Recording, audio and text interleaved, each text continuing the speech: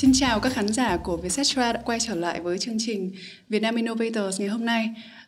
Chúng ta rất vinh hạnh có được sự tham dự của một khách mời đặc biệt, đó là anh Hải Nhân, Managing Director tại GiGup.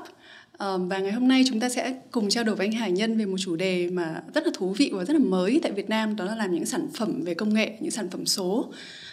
Thì chào anh Hải Nhân ạ. Cảm ơn anh đã dành thời gian tới tham dự chương trình cùng với Ruby. Thì Ruby nghĩ là làm sản phẩm công nghệ là một cái lĩnh vực mà nó rất là thú vị, và cá nhân Ruby rất là yêu thích nó trong những năm vừa qua. Và bản thân Ruby cũng thấy là làm sản phẩm công nghệ nó có rất nhiều điểm khó. Đấy lý do tại sao mà Ruby mời anh tới ngày hôm nay để tìm hiểu thêm. Bởi vì là anh Hải Nhân trong thời gian mà chúng ta quen nhau trong 3 năm vừa qua thì Ruby có thấy là anh Hải Nhân anh và team của mình tại GiGup làm rất nhiều những sản phẩm về công nghệ. Và thực ra là chúng ta quen nhau cũng lâu rồi, và Ruby cũng biết là anh rất là ít khi xuất hiện trước ống kính hay trước một chương trình nào đó mà mang tính chất công chúng. Thì ngoài lý do mà Ruby lôi kéo anh tới đây ngày hôm nay, thì lý do gì khiến cho anh quyết định chia sẻ thêm về cái lĩnh vực làm sản phẩm ạ? Thực ra làm sản phẩm thì anh bắt đầu làm từ năm 2006. Trước khi thành lập GiGup thì anh cũng đã có rất là nhiều năm làm sản phẩm rồi. Trước đó thì anh làm với vai trò là lập trình viên. Thì đến khi thành lập GiGup thì anh ít tham gia vào việc làm product hơn, mà sẽ tham gia với vai trò product manager nhiều hơn. Rồi sau đó thì vai trò về quản lý và làm việc chung với team. Và gần như là nó là một cái giai đoạn sau này anh cảm thấy là anh làm vì product vì anh thích nó, và anh làm chung với mọi người vì mọi người cũng thích làm product. Anh không thấy có lý do để mình nói về nó. Đối với anh thì cái product nó tự nói về những cái mà tụi anh đam mê rồi, và tụi anh đã gửi gắm những cái thời gian, cái nỗ lực của mình vào trong cái product rồi. Còn sau này khi mà anh tham gia buổi này, hoặc là sau này anh cũng chịu khó xuất hiện hơn, là vì câu chuyện là có một bạn mới cho GiGup sau này, một anh đó cũng khá là hay ho. Thì anh mới chia sẻ là anh khá là ấm ức. Ấm ức? Anh ấm ức, anh thấy rằng là GiGup mọi người làm product rất là thú vị, mọi người có làm rất là nhiều product như vậy, và cái việc làm product ở GiGup nó không phải là một cái gì đó là khoa học tên lửa, hay là cũng không phải là một cái gì đó nó mang tính hên xui, mà mọi người làm nó hàng ngày, mà mọi người enjoy nó, và mọi người có những cái product khó và product dễ, nhưng mà mọi người đều có thể handle nó một cách rất là thoải mái. Tuy nhiên anh thì thấy rằng là ở ngoài kia rất là nhiều startup hoặc rất là nhiều doanh nghiệp làm rất là nhiều vấn đề về làm product. Thì anh kêu tại sao mình đang có những thứ tốt như vậy mà mình không chia sẻ ra để cho người ta cũng có thể cảm nhận được những thứ tốt của mình. Thì thực ra ban đầu người anh này cũng hỏi Tế Nhị là có phải mọi người muốn giấu bí kíp hay cái gì đó không? Thế không phải là giấu thật đâu. Xong anh bảo thực ra cái cách tụi anh làm nó rất là bình thường. Năm 2000 thì trên thế giới người ta đều làm như vậy hết rồi. Tức là nó không có gì để đặc biệt để tụi anh giấu hết. Và thực ra là có một cái đặc điểm là những người trong GiGup là mọi người đều rất là thích chia sẻ. Chắc là em có gặp những thành viên khác của GiGup thì em sẽ thấy họ luôn rất là nhiệt huyết. Em có gặp thành viên của GiGup, em gặp anh Hoàng cũng là cộng sự của anh, và em thấy anh Hoàng viết những cái nội dung về thiết kế sản phẩm rất là hay, và thế là em cũng lôi anh Hoàng về làm contributor cho Vietcetera luôn. Tại vì thực sự em cũng đồng ý với lại người bạn của anh, đó là cái lĩnh vực sản phẩm là lĩnh vực mà thực sự là có thể tạo ra một cái sự khác biệt rất là lớn trong thị trường. Và theo em cá nhân em nghĩ là nó có thể tạo ra hẳn một thị trường mới nếu làm sáng tạo sản phẩm tốt, hoặc là mình có thể fill, tức là mình có thể lấp đầy những cái lỗ hổng thị trường nó đang có với những sản phẩm tốt. Thì em cũng đấy là lý do tại sao em rất là tò mò, là em thấy GiGup làm rất là nhiều sản phẩm hay, trong đấy có những sản phẩm em đã từng sử dụng rồi, mà em thấy đội ngũ GiGup rất là im lặng, cứ thầm lặng trong bao nhiêu năm mà không thấy có một tiếng nói gì trong thị trường. Thì ban đầu em cũng như mọi người thôi, mọi người em nghĩ cũng như vậy, mọi người đam mê với việc làm product và mọi người enjoy cái việc làm đó rồi. Nhưng mà sau này đúng là khi mà có cái sự ấm ức của người anh đó thì anh thấy cũng make sense, thấy đúng.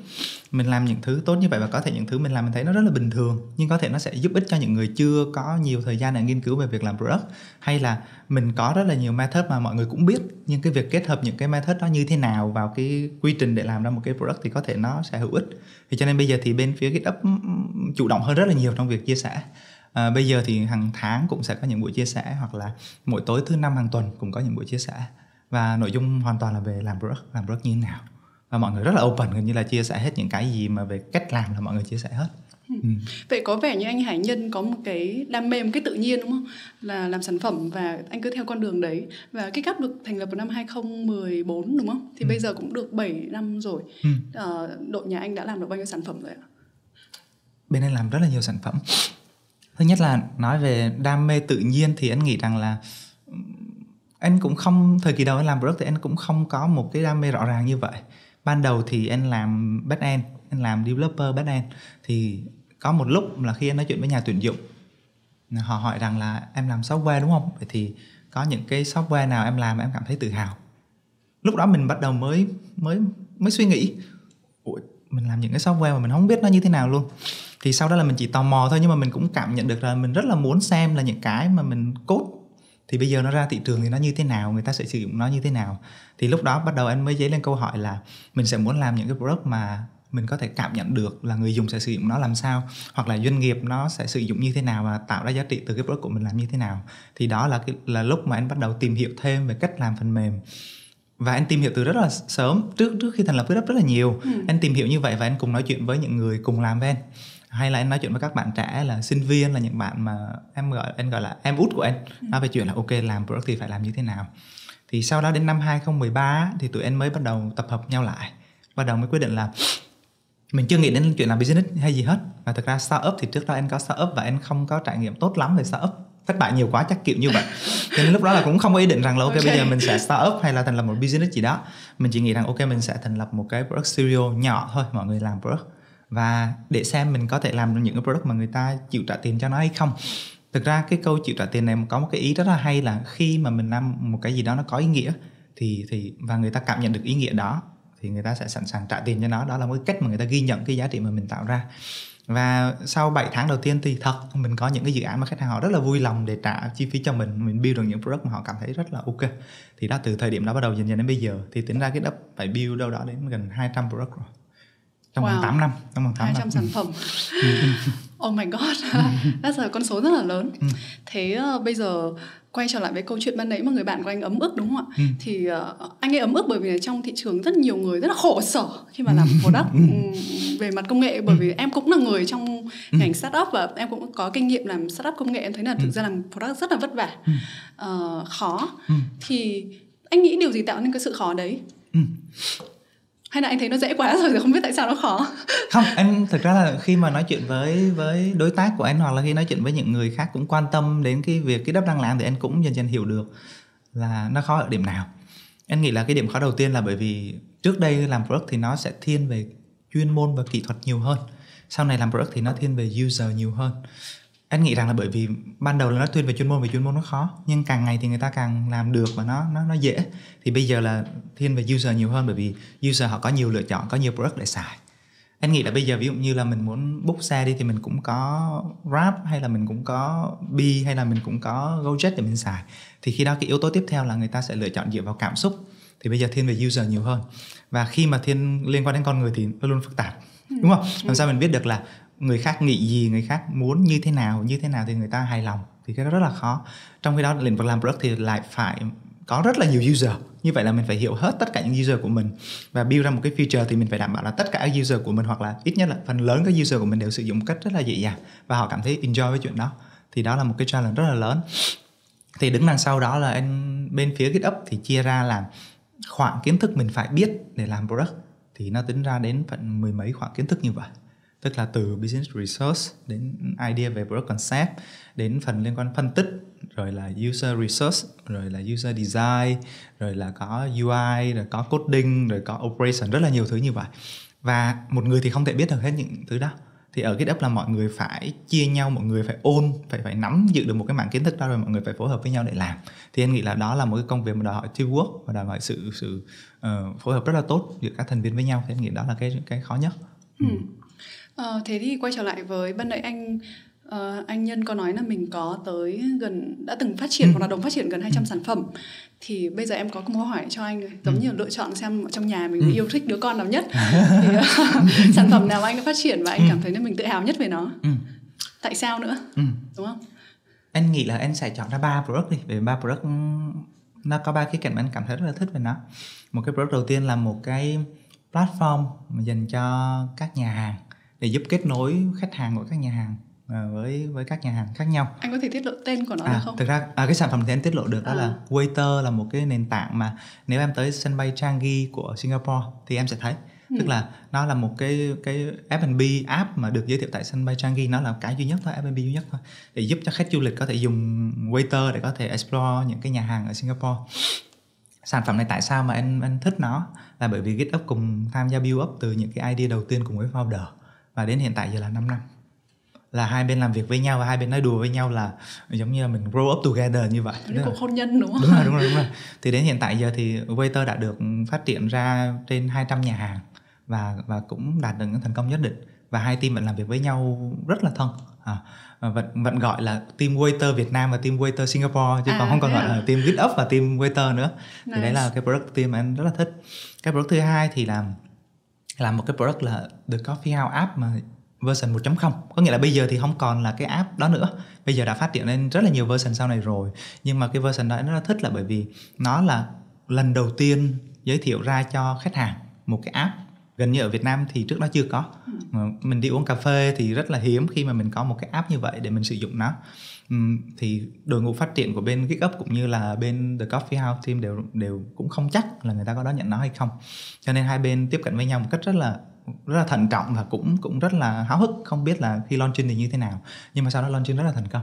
Tức là mọi người cực kỳ thích app The Coffee House, mà đến thời kỳ bây giờ thì mọi người vẫn ấn tượng rằng nó là một trong những cái app đầu tiên launching mà rất là thành công. Thế thì mọi người thích cái app đấy ở điểm nào ạ?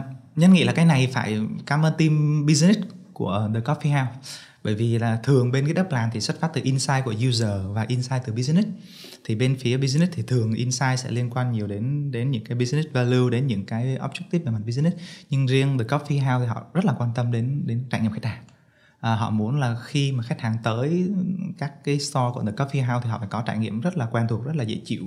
Thì cho nên app nó rất là đơn giản, nó hướng đến cái chuyện là làm như thế nào để khách hàng cảm thấy dễ chịu. Cho nên nó có những cái feature nó rất là đơn giản nhưng mà hướng trực tiếp đến cái nhu cầu và cái trải nghiệm của user luôn. Ví dụ như là user có thể biết được là mình đang chơi nhạc gì. Chỉ như đang vậy chơi thôi. Nhạc gì? Đang chơi nhạc gì trong cái quán cà phê? Trong cái quán cà phê đó. Chỉ vậy thôi. Nhưng mà rất là nhiều user cảm thấy thích thú với tính năng đó. Mình tự nhiên thấy một bài hát rất là hay, mình lấy cái app ra mình xem, đây là cái bài hát nó có tên như vậy. Đấy. Và còn nhiều tính năng khác nữa, nhưng mà tập trung hoàn toàn vào trải nghiệm của customer của The Coffee House. Cho nên đây là một cái app mà em thấy là mọi người đón nhận rất là tốt. Còn cái app thứ ba là cái app trong nhà GitUp xài. App này có tên là Sparrow. Sparrow là con chim sẻ. Con chim sẻ. App này là trong nhà xài chỉ để cho mọi người say thanks với nhau. Nghĩa là khi em thấy đồng nghiệp em làm cái gì đó dễ thương, nó không liên quan đến business nhưng nó dễ thương thì em say thanks đến họ. Thì ban đầu launching cũng không làm gì lớn lao đâu, chỉ là làm rất là simple thôi, làm rất là đơn giản thôi. Và cũng không khuyến khích mọi người xài nữa. Nghĩa là rất là tự nhiên mà mọi người ai muốn xài thì xài như vậy.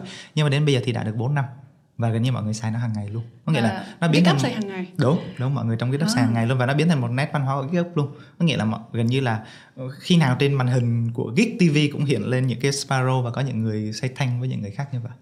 Em thấy rất là dễ thương. Thế bây giờ với cái app mà Sparrow đúng không, của GitUp được early adopter, những người trong GitUp đón nhận như vậy, thế anh có bao giờ nghĩ tới việc là mình sẽ mở rộng cái tập user đó cho những doanh nghiệp khác hay những tổ chức khác sử dụng hay không? Anh nghĩ đến rất là nhiều lần, và thực ra cũng có rất là nhiều doanh nghiệp tìm tới GitUp mà nói chuyện là muốn sử dụng app Sparrow. Nhưng mà nó có một cái challenge như vậy là một cái product mà khi mà để nó đến tay được với user, để nó vận hành một cách hiệu quả rồi sau đó mang lại giá trị về business thì nó không phải chỉ là build cái app xong là xong. Cái phần mình phải bên GitUp gọi là product business fit, làm sao để cái product của mình là build ra những cái feature như vậy dựa trên insight của mình ban đầu, nhưng mà sau đó khi mà launching nó làm sao để nó fit với cái cuộc sống hàng ngày của những người member trong công ty đó, rồi làm sao mà tiếp tục hiệu chỉnh nó để mọi người cảm thấy dễ dàng sử dụng nó nhất, rồi sau đó mình sẽ phải tracking, mình phải measure những cái hiệu quả của nó để rồi mình tiếp tục đầu tư cho nó. Thì nó là một cái quá trình rất là dài, và thực ra là không phải chi phí ở bên phía product không mà phải chi phí business nữa. Tức là chắc chắn phải có một cái team in-house họ quan tâm đến cái product đó và họ dành nhiều thời gian cho nó. Thì cái đó là cái mà trở ngại hiện tại giờ GitUp chưa tìm ra cách để có thể mà giúp cho những bên ngoài cũng có thể tiếp cận được app này. Tức là anh Nhân thiếu một cái team business để tập trung vào phát triển cái sản phẩm này giống như một cái công việc kinh doanh đúng không? Chứ nói đến chuyện kinh doanh thì riêng cái việc mà có một team để mà khiến nó trở thành một cái app mà các công ty khác để xài được thì nó cũng cả một cái mà em thấy rất là challenge. Em nghe câu chuyện của anh kể về app này thì em nghĩ là nó sẽ có rất nhiều người đón nhận, bởi vì bản thân em là người làm management, tức là làm quản lý và làm lãnh đạo của một doanh nghiệp. Em thấy đấy là một cái ứng dụng mà em rất là mong muốn có thể trong đội nhà mình cũng có thể được sử dụng.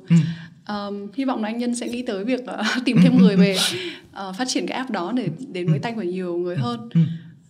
Vậy thì em cũng nghĩ là trong cái hành trình 7 năm, thực ra không phải 7 năm, đối với anh là 10 mấy năm làm sản phẩm, thì anh nghĩ thế nào là một sản phẩm tốt?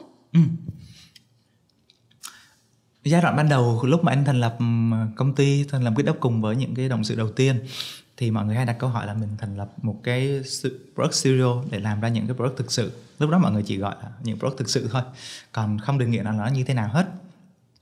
Và thường khi nào mới bắt đầu cái gì đấy thì mình hay có thiên hướng ảo tưởng rằng là mình có thể làm được rất là nhiều thứ. Cho nên là ban đầu là team kêu một cái product thực sự là mình phải build product rất là đẹp, hoạt động rất là trơn tru, rồi sau đó khi đưa vào sử dụng thì mang lại cực kỳ rất là nhiều hiệu quả. Và mình bắt tay vào mình làm và mình thấy cực kỳ khó, rất là khó. Nó phải hoàn toàn GitUp không thể một mình có thể hoàn thành cái app đó và mang lại rất là nhiều giá trị cho nó được, mà phải phối hợp với rất là nhiều với những team bên phía business nữa. Cho nên là dần dần thì GitUp bắt đầu định nghĩa dần nó là một cái impactful product, nghĩa là nó mang lại impact, nó mang lại một cái giá trị nào đó, và cái giá trị này sẽ tùy câu chuyện là partnership giữa bên GitUp với bên business như thế nào. Ví dụ như là đây là một cái startup mà bên business, bên partner của mình là một cái startup mà cùng với GitUp muốn build ra một cái prototype, một cái bản mẫu về product đó để giúp họ hình dung là ý tưởng của mình nếu ra thực tế như thế nào. Thì cái impactful product ở đây là một cái bản mẫu mà thể hiện hoàn toàn cái idea của founder. Mình build ra và founder cái đây là cái sản phẩm mà mình muốn, thì đây là một cái product thành công.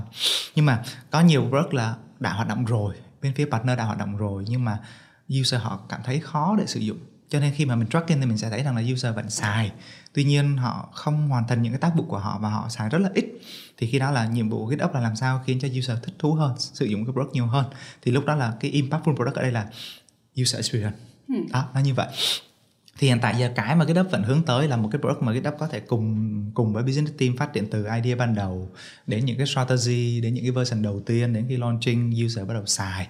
Mình sẽ nhìn thấy được user xài và cùng improve nó cho đến lúc mà nó mang lại nhiều giá trị cho business. Thì đó là một cái định nghĩa mà GitUp muốn là sẽ partner với lại business để làm.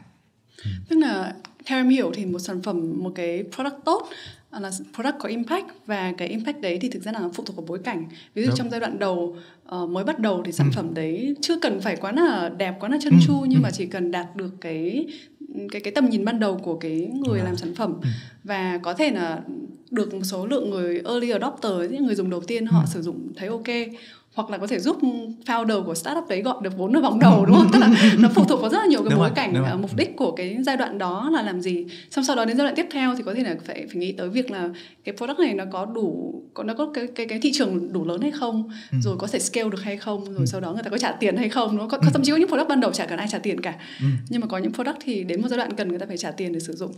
Thì em hiểu là như vậy. Đúng. Ok, cảm ơn thầy. Thế thì bây giờ một câu hỏi ngược lại cho anh Nhân, đó là điều gì không phải sản phẩm nào mà anh đã thực hiện mà anh thực sự rất là thích nó, nhưng mà cuối cùng anh phải giết nó, và lý do gì mà khiến cho anh đưa tới quyết định đấy? Nói giết nó thì cũng không hẳn, nghe nó hơi sợ, đúng không? Thực ra là có một cái thuật ngữ mà anh hay xài là sản phẩm đắp chiếu. Thì nghe cũng creepy như vậy luôn. Nghĩa là sản phẩm mình build xong, mình launching được, nhưng mà mình không có đưa ra cho user sử dụng. Có thể là trong giai đoạn đầu tiên mình đưa ra, mình thấy user tiếp nhận không có hào hứng lắm, hoặc là mình thấy rằng là bây giờ nếu mình tiếp tục cho user xài thì user sẽ có giá trị, tuy nhiên mình không có mang lại nhiều giá trị về business, thì mình sẽ phải shut down nó, mình phải dừng lại nó.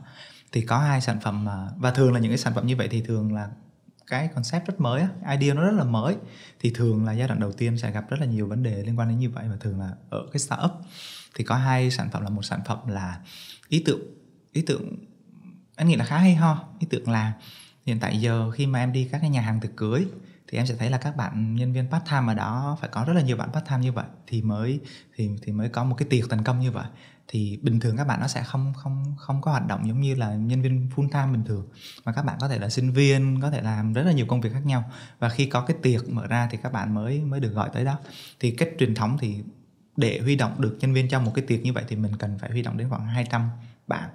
Rồi sau đó các bạn thì kêu tới nhưng không tới, các bạn thì không tới kịp, hay sau đó thì cuối cùng mới có được vài chục bạn tham gia vào cái tiệc cưới đó. Thì có một bên phía business team mới nghĩ ra một cái idea là mình sẽ build một cái platform, mình giúp connect các bạn đó. Miễn là các bạn đó muốn làm part time là các bạn cài cái app đó vào, và khi nào mà có một cái tiệc như vậy thì các bạn đã nhận được thông tin và các bạn sẽ confirm. Thì idea cực kỳ tốt và khi launching rất ok. Nhưng mà sau đó thì để vận hành cái product đó thì mình sẽ cần phải có một cái team vận hành và phải phát triển business nó nữa, tức là phải rất là nhiều cái nhà hàng tiệc cưới như vậy sử dụng thì nó mới mang lại hiệu quả về business nữa. Nó mới có scale, đúng không? Đúng rồi. Thì sau đó thì mình thất bại trong cái việc phát triển business đó, cho nên mình phải dừng nó. Thì đó là một cái product. Một cái product thứ hai nữa là một cái ứng dụng mà trong lĩnh vực phân phối thuốc. Hiện tại giờ em tới các tiệm thuốc thì nó rất là bình thường và nó rất là offline. Em cần thì em tới đó em mua thuốc rồi em về. Nhưng mà nó trong cái xã hội mà mọi thứ đều cần phải nhanh như bây giờ, cần hiệu quả như bây giờ thì việc đó cũng khá là phiền toái. Thì cái ứng dụng đó là ứng dụng mà giúp cho phép em khi nào em cần một cái đơn thuốc gì đấy thì em vào đó em tìm, người ta chuẩn bị sẵn cho em luôn, người ta đưa cho em cái địa chỉ là ở cái store gần nhất và rồi em tới đó em pick cái đơn thuốc đó đi. Thì nó cũng rất là hữu dụng. Ngoài ra thì nó sẽ cung cấp giúp em có thể theo dõi được sức khỏe của mình, hay là có những cái nhắc nhở là bây giờ em nên uống tiếp hay như thế nào. Nghe đó. có vẻ đúng thứ em đang cần và đúng, nhiều người đang cần. Đúng. Nhưng mà ứng dụng này thì nó thất bại ở chỗ là nó không có integrate được với cái phần offline của nó. Tức là cái phần online rất ok, nhưng mà để mà vận hành được thì nó phải integrate với cái business offline rất là tốt. Thì cái việc offline đó thì tốn quá nhiều chi phí và mình chưa có đủ effort và thời gian để làm. Cho em hỏi thêm một chút là tại sao lại không integrate được cái phần online và offline được với nhau? Lý do gì khiến cho điều đó xảy ra?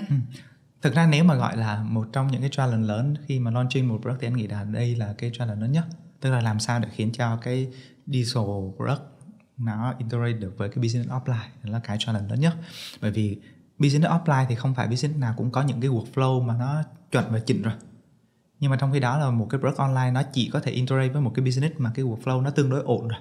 Cho nên cái việc integrate ban đầu là mình phải làm sao đó improve cái workflow của offline, rồi sau đó mới integrate vào được. Những cái người mà làm quen với thói quen offline rồi họ sẽ không có thích phải chuyển đổi số. Thực ra đây cũng là câu chuyện hơi liên quan đến chuyển đổi số mà rất nhiều doanh nghiệp họ gặp phải, đó là họ muốn làm một cái sản phẩm số để đổi mới cái hoạt động kinh doanh hoặc là đổi mới mô hình kinh doanh của họ, nhưng mà cái việc mà tích hợp giữa online và offline cộng với lại cái sự adopt, tức là cái sự sử dụng của những cái người mà đang làm theo hệ thống cũ, khiến cho cái việc chuyển đổi số nó lúc nào cũng gặp cái sự đối lập, sự gọi là chống đối. Thì cũng khá là tiếc, bởi vì cái ý tưởng anh nói tới về cái ứng dụng này cho ngành bán thuốc, đúng không anh? Thì nó cũng là một cái ý tưởng rất là hay. Thực ra em nhiều lúc em cũng muốn mua thuốc online, nhưng mà em cũng chả tìm được chỗ nào để mua thuốc online cả. Có thể là vẫn là một cơ hội nào đó nếu mà một ai đó nghe chương trình ngày hôm nay và thấy ý tưởng hay và phát triển riêng một cái lĩnh vực mà không phải bị kéo lại bởi những cái cũ mà chỉ đi theo cái mới thôi, thì cũng là một ý tưởng hay, đúng không ạ? Thực ra là có một cái tin vui là cái dự án này thì theo như anh biết thì cũng đang chuẩn bị được khởi động lại. Ok. Cho nên hy vọng là trong tương lai em có thể mua thuốc online một cách dễ dàng được. Ok. Thế thì khi mà em nghe tới con số 200 sản phẩm là em rất là ngưỡng mộ, bởi vì là 200 sản phẩm có khi là một doanh nghiệp có khi là cả chục năm người ta chỉ làm được một sản phẩm, đúng không? GitHub làm 200 sản phẩm thì em muốn hỏi là làm thế nào mà đội ngũ GitHub có thể làm được nhiều như vậy trong cùng một thời điểm? Anh nghĩ là đến từ sự tập trung thôi, bởi vì GitHub chỉ làm product, chỉ làm sản phẩm thôi.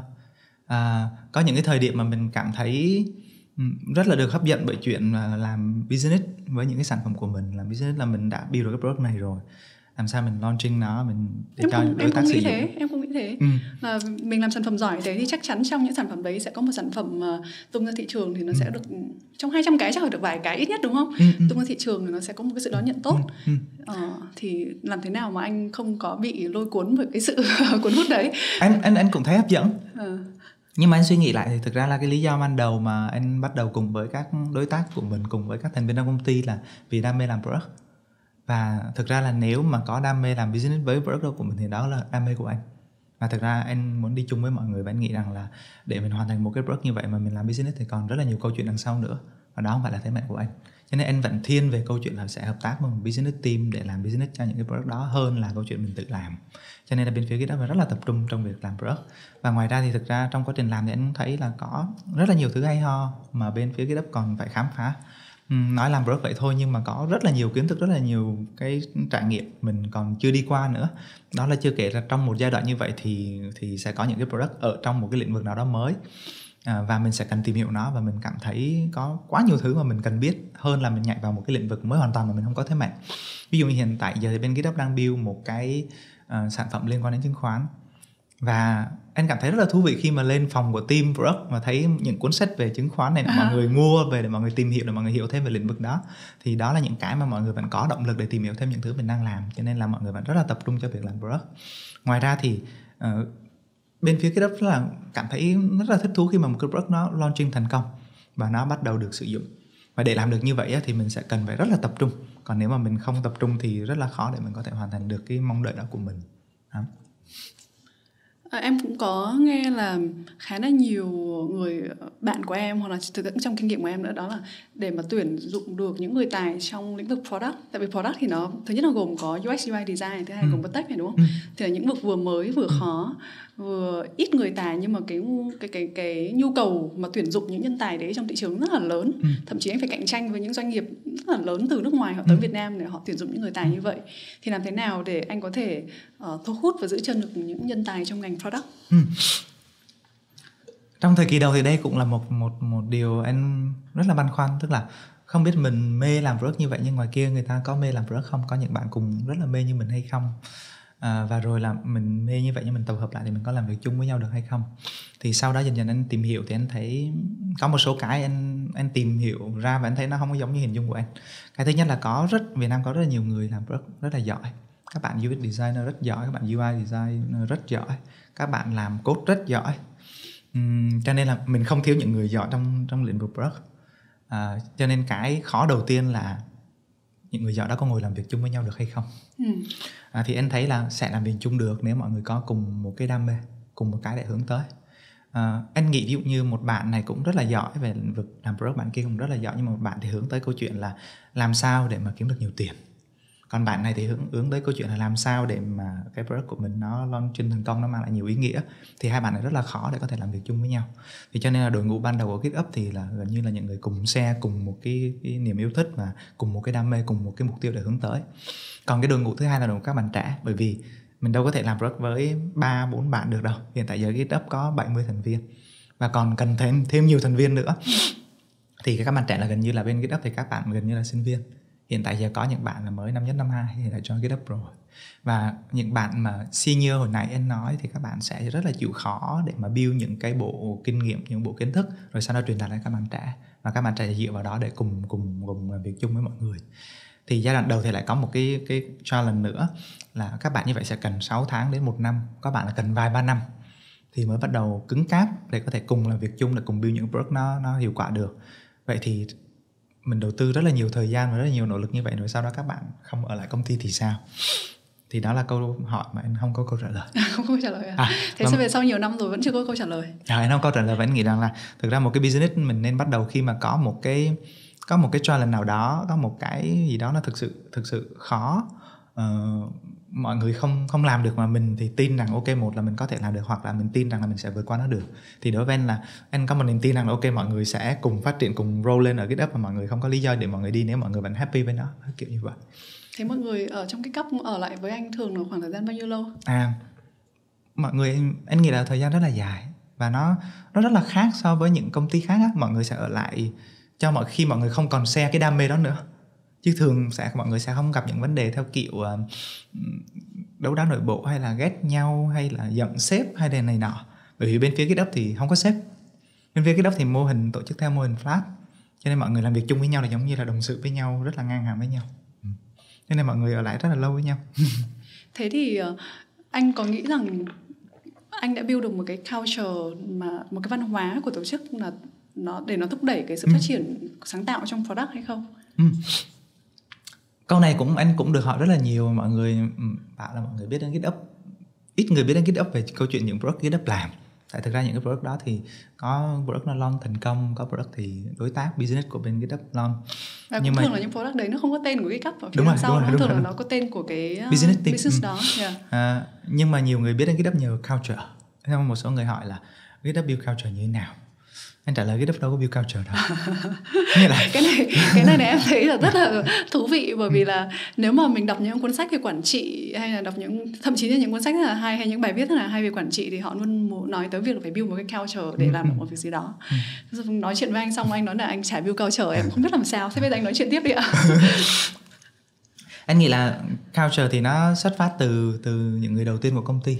Rồi sau đó thì một cách tự nhiên mọi người sẽ thấy có một số cái hay ho, mọi người muốn giữ nó lại, mọi người muốn promote cho nó. Có những thứ mà mọi người thấy là nó không có tốt cho cái môi trường business của mình thì mọi người demote nó.